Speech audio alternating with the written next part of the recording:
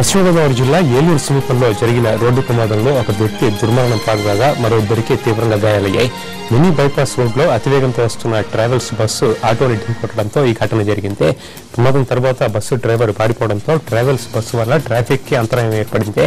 ఈ ఘటనలో కొందరు ప్రయాణికులకు కూడా స్వల్పంగా గాయాలయ్యాయి. వారందరినీ ప్రభుత్వ ఆసుపత్రికి తరలించారు.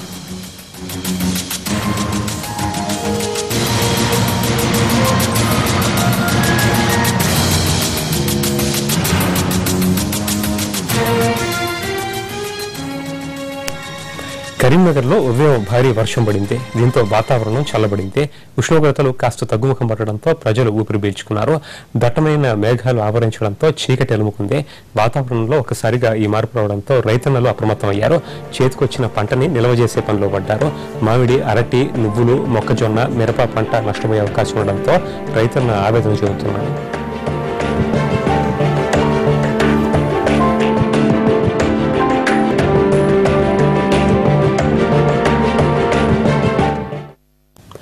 వేసవి ఉష్ణోగ్రతలు అల్పపీడన ప్రభావంతో ఒకసారిగా తగ్గాయి.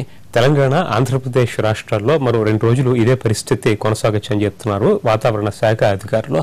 కుండపోత వర్షాలు, వడగళ్ల వర్షాలు 2 రాష్ట్రాల్లోనూ కురుస్తాయని చెప్తున్నారు.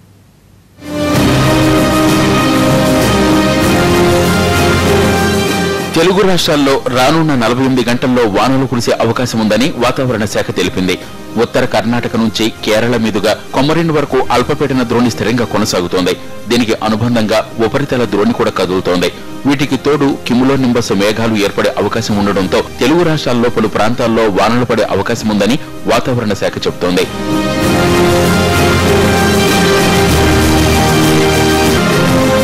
రెండు రాష్ట్రాల్లోనూ ఉరుములతో కూడిన జల్లులు కురిసే అవకాశం ఉంది. 1-2 చోట్ల మోస్తరు నుంచి భారీ వర్షాలు కూడా పడొచ్చు. తెలంగాణ, రాయలసీమల్లో అక్కడక్కడ వడగళ్ల వానలు కురిసే అవకాశం ఉందని వాతావరణ శాఖ అంటోంది.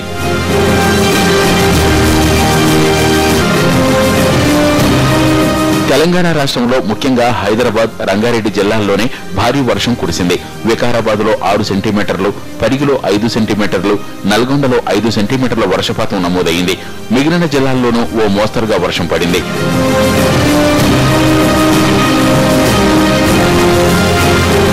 ఆంధ్రప్రదేశ్ లో అక్కడక్కడ భారీ వర్షాలు పడ్డాయి.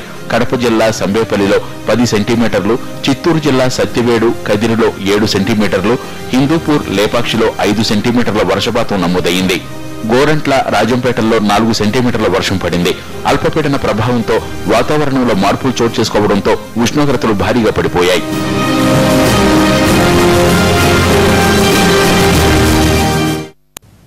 అల్పపీడన ద్రోణి తెలుగు రాష్ట్రాల రైతులకి కష్టాలను తెచ్చిపెట్టింది.